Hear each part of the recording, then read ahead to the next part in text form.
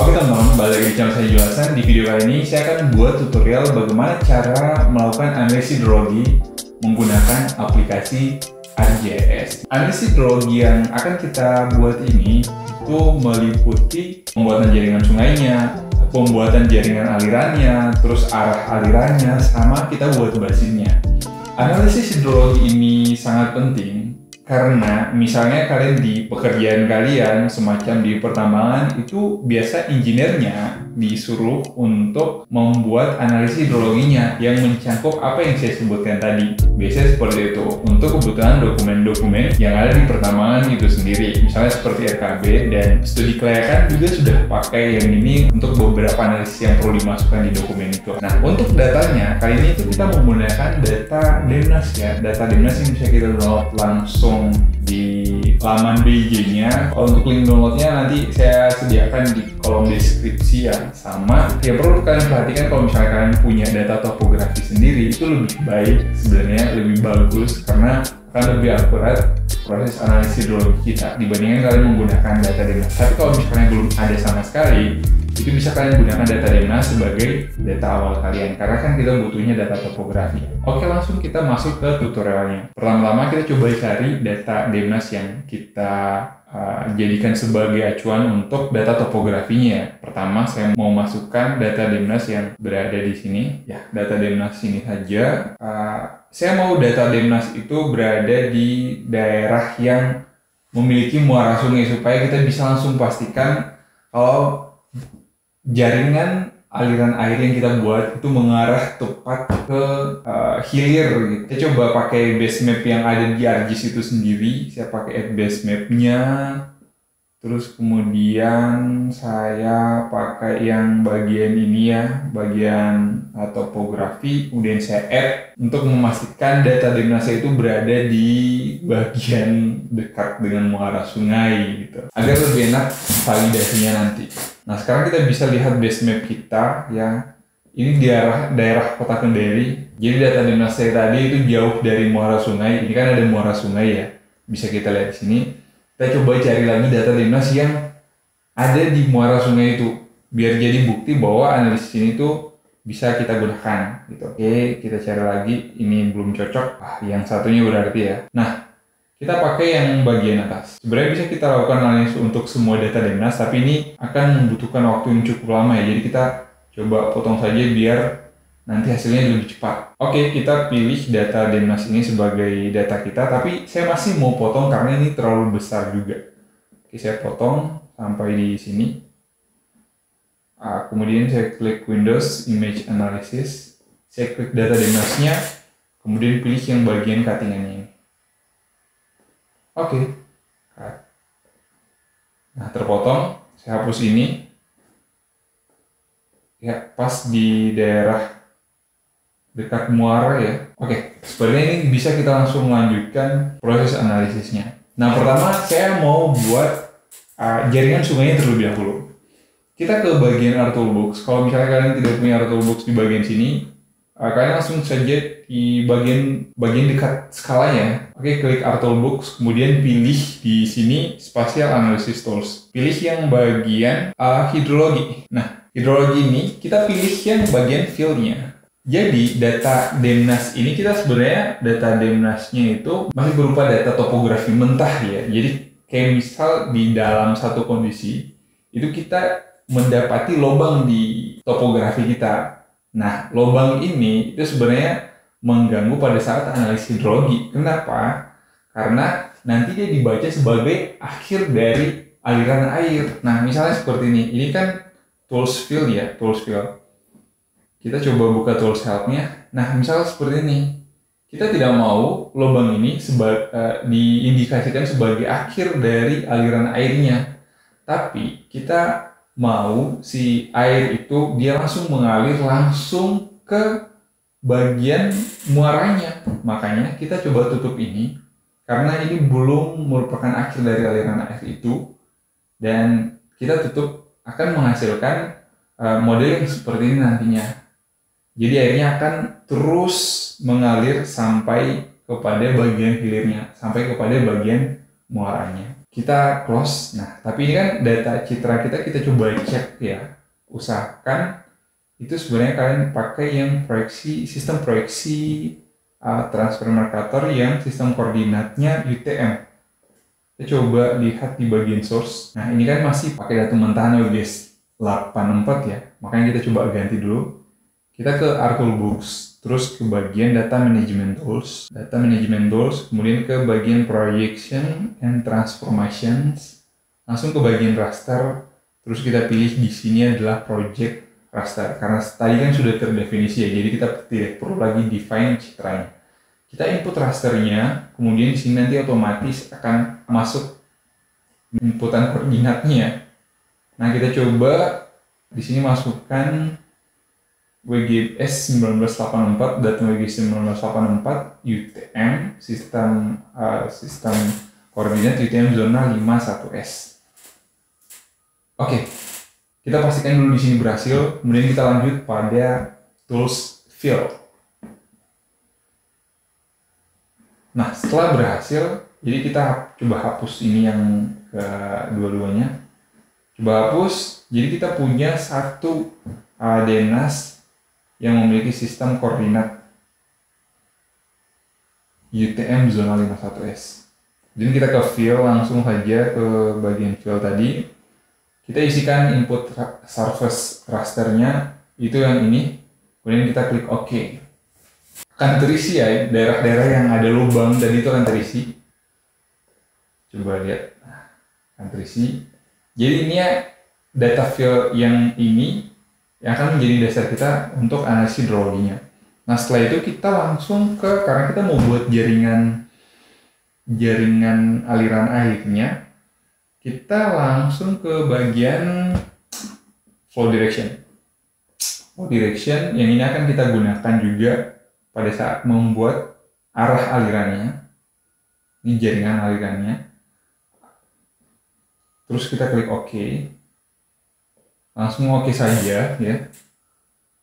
Nah, flow direction-nya kurang lebih seperti ini. Kita selanjutnya melakukan yang namanya flow akumulasi. Flow accumulation kita masukkan. Di sini tidak perlu kita input apa-apa ya. Terus ini kita pilih flow. Kemudian kita klik OK. Oke, jadinya seperti ini. Selanjutnya kita langsung kepada stream order. Oke, stream order kita masukkan yang flow akumulasi. Ingat, flow akumulasi kita masukkan. Terus di bagian input flow direction raster ini kita masukkan itu ini ya. Bukan. Kita masukkan flow dir.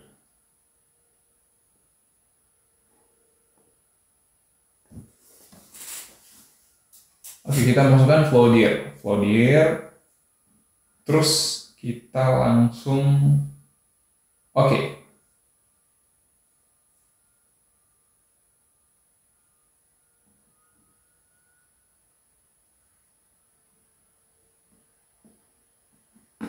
Nah, ini sudah jadi ya. Jadi sebenarnya tadi itu ada yang kurang. Kenapa? Karena saya belum memotong bagian sininya. Ini tuh bagian laut. Dan seharusnya kita potong supaya dia tidak mengganggu nantinya. Oke, kita coba potong ya. Coba potong. Dengan cara kita memasukkan data SHP. Nah, saya pakai SHP Kendari. Coba cari subadmin. Untuk SHP-nya ini nanti saya coba bagikan di link deskripsi. Administrasi kota. Kemudian kita masukkan di sini. Nah, ini administrasi kotanya. Nanti kita potong berdasarkan administrasi kota. Caranya adalah kita langsung melakukan clipping. Pertama kita seleksi. Atau gini, saya tidak mau pada bagian ada bagian raster nanti yang tidak masuk ya, bagian sini. Oh ya, ini sudah input semua. Jadi kita langsung lakukan klik saja di bagian Windows. kemudian image analysis, kemudian bagian stream O ini ya, stream O, langsung kita cutting. Nah otomatis nanti si stream order kita itu akan tercutting gitu. Nah tercutting mengikuti administrasi kita tadi. Nah setelah ini itu kita langsung lakukan stream to feature untuk membuat jaringannya tadi. Kita masukkan clip streamnya tadi, terus di sini itu kita masukkan yang input flow direction raster tadi. Ingat ya, flow direction yang pertama, kemudian kita klik OK. Kita tunggu sampai prosesinya selesai. Nah, sekarang dia akan membuat jaringan-jaringan sungai, dan ini sangat banyak ya, jadi perlu kita lakukan proses seleksi. Jadi kita tidak akan mengambil semuanya. Kita langsung ke bagian stream. Stream ini, klik 2 kali, terus bagian definition query, terus query builder, grid code in dalam kurung. Tadi kita tidak mau memasukkan 1 sampai 4, jadi kita masukkan 5 sampai 5, 6, 7 sampai 8 ya. 5, kemudian kita tekan koma di keyboard 6,7,8, kemudian kita klik OK dan apply. Nah, nanti akan terseleksi hanya berdasarkan kita masukkan saja itu. Jadi cuma 5 sampai 8. Nah, setelah ini kita langsung di bagian simbologi, di kategoris, terus di sini kita pilih yang grid code tentunya, kemudian kita add values. Tapi kalau misalnya jaringan sungainya itu tergantung kalian yang mau pakai warna apa. Nah, di sini kita coba pakai warna biru muda sampai yang biru tua. Kita gunakan ini, biru muda sampai biru tua. Atau kita gunakan warna biru secara keseluruhannya. Nah, kita gunakan warna biru secara keseluruhan.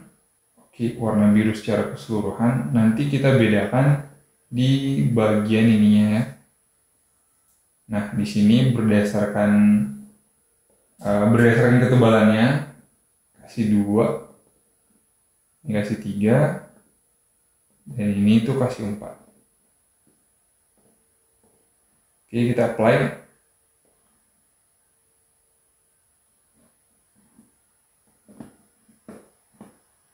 Nah, akan terlihat seperti ini. Ini tuh mulai dari aliran yang kecil-kecilnya hingga ke aliran yang besarnya. Ini aliran utama akan dialirkan ke bagian bawah nantinya, ke bagian muara. Nah, ini tuh sebenarnya di bagian sini tidak ada sungai sama sekali. Tapi kalau untuk analisis hidrologi ini, pembuatan jaringan aliran permukaan ini dia berdasarkan daerah yang tinggi ke daerah yang rendah, jadi bukan berdasarkan sungai ya. Kalaupun misalnya ada sungai di situ, nanti pasti akan terdeteksi jaringannya mulai dari hilirnya mulai dari hulunya sampai ke bagian hilirnya. Nah, di bagian 5 ini kita coba, ini kan terlalu tebal ya kelihatan, kita coba pakai satu saja. Terus di bagian sini ya kita pakai yang 2,5 saja.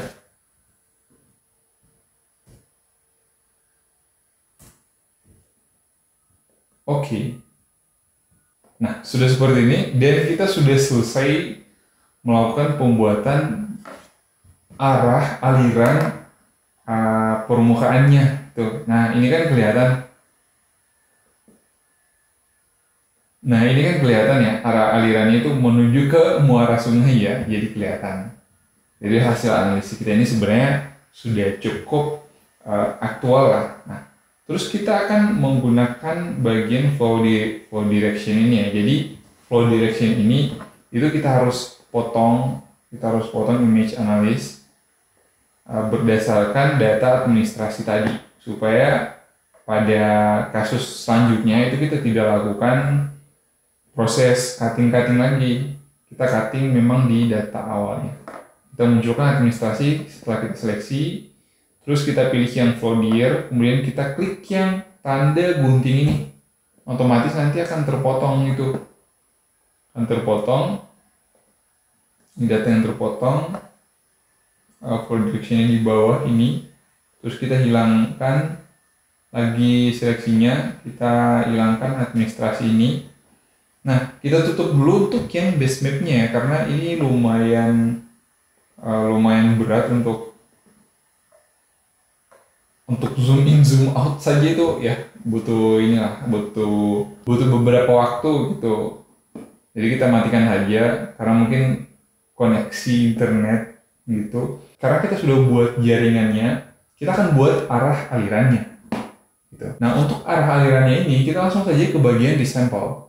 Nah, untuk mencari resample biar kalian tidak terlalu repot, itu langsung ke bagian search saja, search. Nah, search, kalian tuliskan resample. Oke, kita pakai resample yang ini dan kita masukkan itu yang script dari flow direction kita ini. Nah, tujuannya adalah meresample dari flow direction yang kita itu menjadi titik-titik yang di sini kita harus definisikan berapa kali berapa nanti pixel yang akan muncul gitu. Dari sampel ini kita akan ubah raster menjadi data titik. Di sini saya coba per 5, kita coba karena ini lumayan besar ya, kita pakai yang per 100 meter. Nah, untuk daerah yang lebih kecil itu bisa kalian lebih kecilkan lagi ya, misalnya 50 kali 50 meter atau 20 kali 20 meter, tergantung dari luasan daerah kalian. Karena ini kan cukup luas ya, kita pakai yang per 100 meter saja. Kemudian kita klik OK. Nah, setelah itu akan muncul yang model-model resample seperti ini. Nah, kelihatan kan? Nah, dari resample seperti ini, kita langsung ke bagian raster 2 point. Ya, kita tuliskan lagi biar gampang, langsung ke bagian search-nya raster 2 point. Kita pakai yang raster 2 point ini. Setelah itu kita masukkan hasil resample kita. Kemudian kita klik OK. Nanti hasilnya adalah seperti ini. Sebenarnya 100 kali 100 itu lumayan terlalu kecil juga ya, tapi ya tidak masalah. Kita klik kanan, kita buka open attributable. Nah, grid code-nya ini kan kalau misalnya kita pakai yang sort descending atau sort ascending, itu dari 1 sampai 128. Kalau misalnya kita cermati 1 sampai 128 ini, itu adalah kelipatan dari misalnya 1, kelipatan 1 itu adalah 2. Ya, gitu lah pokoknya. 1 tambah 1, 2. Nah, terus 2 tambah 2, 4. Terus di sini ada yang kita lihat di sini lah. Kita pakai yang select battery. Coba kita klik grid code sama dengan get unique values 1, kelipatan dari 1, 2, 2, 4, 48, 8, 16, 32 sampai 128. 64 tambah 64 kali 2 kan 128 kan? Ya, kurang lebih seperti itu. Kita close. Ini sebenarnya kita bisa lihat di bagian, kalau di bagian toolbox ini, coba kita pilih yang flow direction. Flow direction, kita tools help ya. Nah, kita bisa lihat di sini. Kelihatan di sini tuh 1 sampai 28. Ini menunjukkan arah alirannya itu mau mengarah kemana. Jadi dari titik-titik ini kita harus definisikan arah alirannya. Ya, kita harus setidaknya hafal tadi ya. Atau kita buat ini deh. Kita yang flow direction, tools help. Kita print screen. Pilih ini, kemudian kita ke paint, kita paste, perbesar, maksudnya perbesar ininya ya. Kemudian setelah itu nanti untuk arah alirannya kita akan gunakan, nah misalkan coba kalian klik 2 kali di sini, klik 2 kali, terus pilih yang di bagian label, placement properties, kemudian place label at specific angles, kemudian pilih yang bagian angles-nya. Nah, di sini bukan. Sorry. Langsung ke bagian place label at an angle specific by a field. Kalian pilih yang rotation field. Nah, di sini kita lihat. Nanti kita mau gunakan rotasi berdasarkan apa? Biasanya saya pakai yang arithmetic ya. Arithmetic itu 0. Dari 0 itu di bagian timur diarahkan berputar berlawanan dengan arah jarum jam. Nah ini ya, ke 270 gitu. Bukan berarti 270 sih. Kalau misalnya lanjut ini 360. Jadi satu putaran penuh, tapi berlawanan dengan arah jarum jam, dimulai dari arah timur, itu 0 sampai 360 derajat. Ini juga kita coba print screen. Kita copy pastekan di Paint lagi, Paint. Sini ya. Terus kita kasih di sini. Nah, biar nanti kita gunakan ini sebagai patokan untuk direction flow dari titik kita tadi itu. Ini kita close saja. Kemudian kita close saja. Nah, karena kita sudah sampai pada arah aliran ini, biar lebih enak lagi kita akan bahas di section selanjutnya. Nanti akan saya buatkan playlist khusus untuk analisis hidrologi ini. Nah, selanjutnya saya akan upload video lanjutannya mengenai direction flow-nya ini yang kurang lebih seperti nanti hasilnya. Oke, semoga bermanfaat. Sampai jumpa di section selanjutnya.